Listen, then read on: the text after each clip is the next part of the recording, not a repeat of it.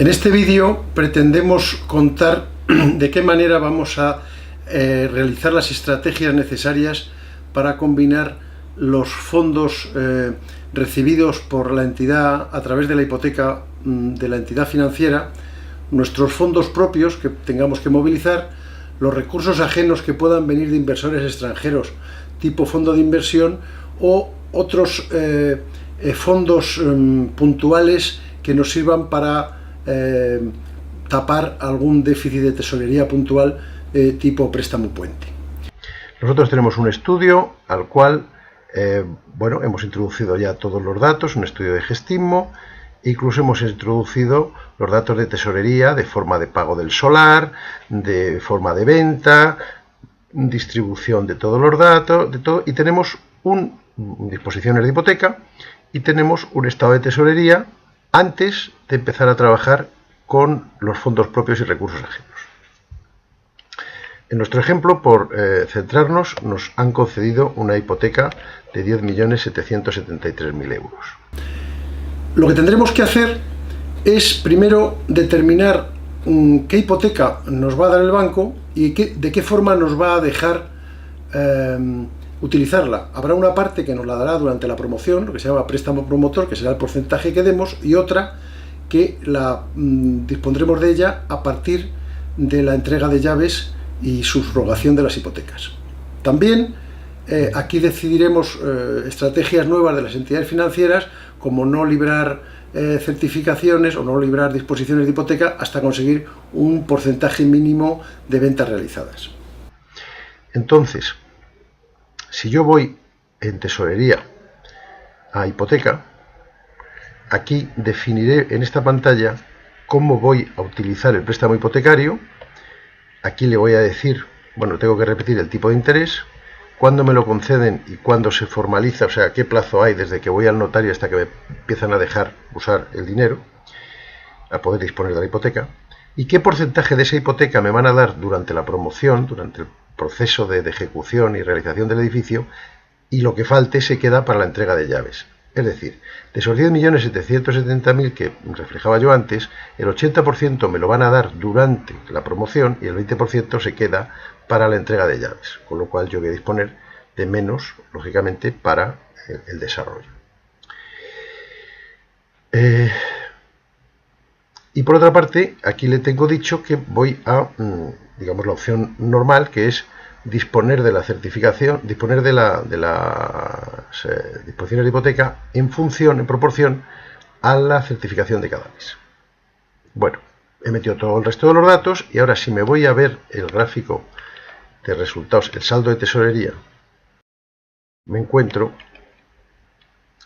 con que, había una aportación inicial de capital social. Esto es una operación de más de 15 millones, 500.000 realmente es poco, pero en fin, nos sirve para, como bien se ve aquí, para cubrir los primeros meses hasta que, empezamos a escriturar y a empezar a mover la operación. Bien. Esta curva que sale aquí es el estado de tesorería utilizando la hipoteca y con las ventas que hay. Entonces, lo que falta, esto es lo que yo tengo que cubrir o bien con más aportaciones de capital social o bien con una serie de fondos propios y recursos ajenos. Cuando la promoción haya terminado de defenderse sola a través de los ingresos por ventas durante la obra y de las disposiciones de crédito hipotecario, es cuando tendremos que determinar qué capital social vamos a tener que aportar al principio, qué fondos propios vamos a tener al final, qué inversores o cuál va a ser la política de búsqueda de inversores externos a ciertos tipos de interés, a fin de conseguir que la curva de tesorería que se ve en el gráfico quede siempre en positivo. Entonces, la distinción de lo que es aportación de capital por socios de lo que es la financiación adicional remunerada consiste básicamente en que esta cantidad se entrega en el mes que se indica y se devuelve al final de la promoción junto con los beneficios. Y las cantidades que pongamos aquí se reciben en un momento dado y se devuelven en otro momento y esa cantidad se remunera a un cierto tipo de interés.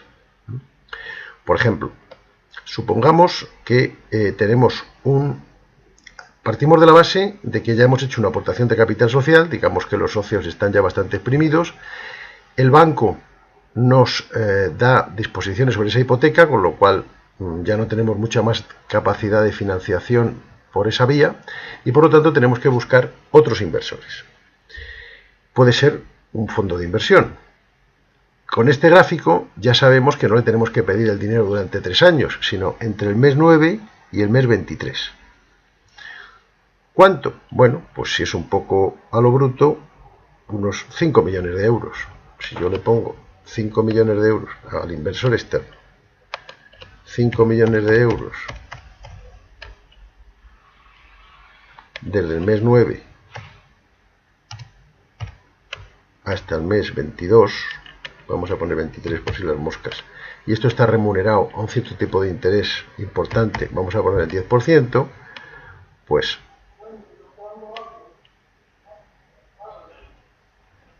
aquí resulta que ya hemos arreglado nuestra tesorería. Entonces, esto lo hemos hecho a la primera. Vamos a suponer que esto fueran en realidad 4,5 millones. Bueno, aquí tendríamos otra falta de liquidez que tendríamos que solventar. A lo mejor solicitando, habría que evaluar qué ocurre en este periodo, pero como es un periodo relativamente corto, de una cantidad también relativamente corta, pues podríamos pedir a otro inversor esos 750.000 euros desde el mes 10 hasta el mes 15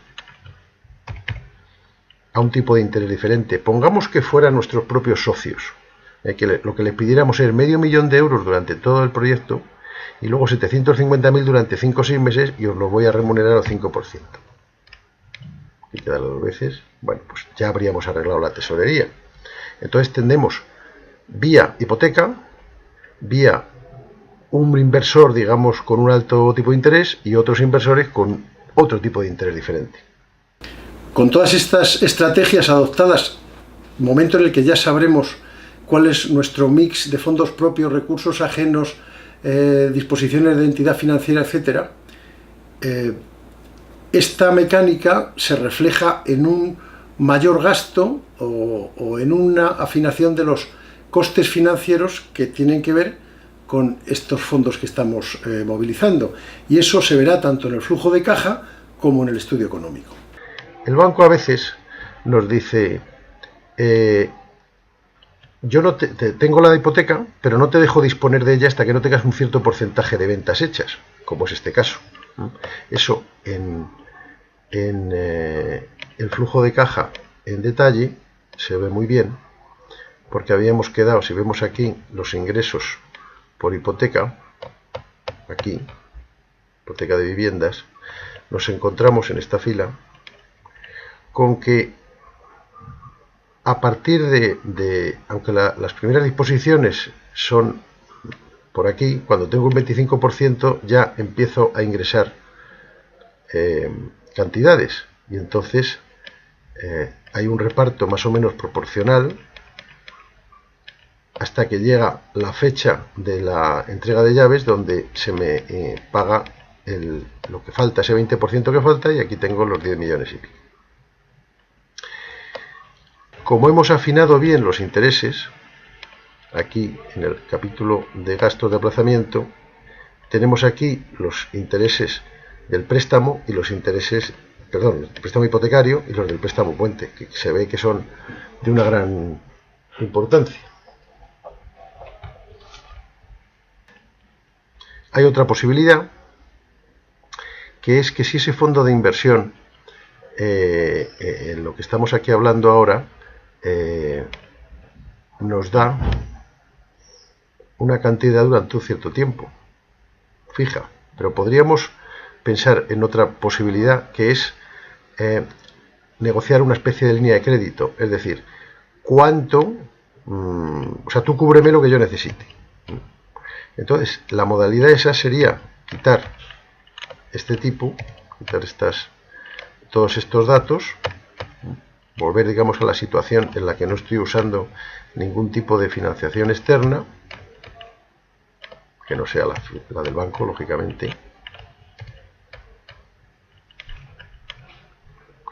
Y entonces, si yo mantengo esta curva y este digamos descubierto me lo está cubriendo otro ente a un tipo de interés, pues eso sería la negociación, digamos, con el fondo de inversión.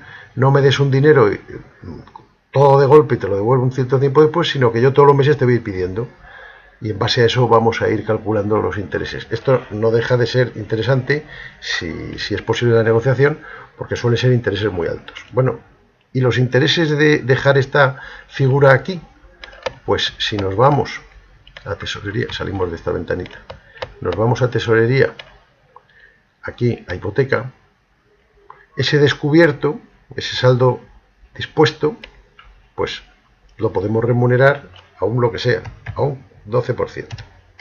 Esto ha cambiado un poquito, porque bueno, ahora tenemos un coste más que son los tipos de interés, vamos, los intereses generados, pero la curva se tiene que quedar así para poder saber cuánto es lo que voy a requerir cada mes. Esto sería, digamos, el cuadro que habría que pasarle al fondo de inversión.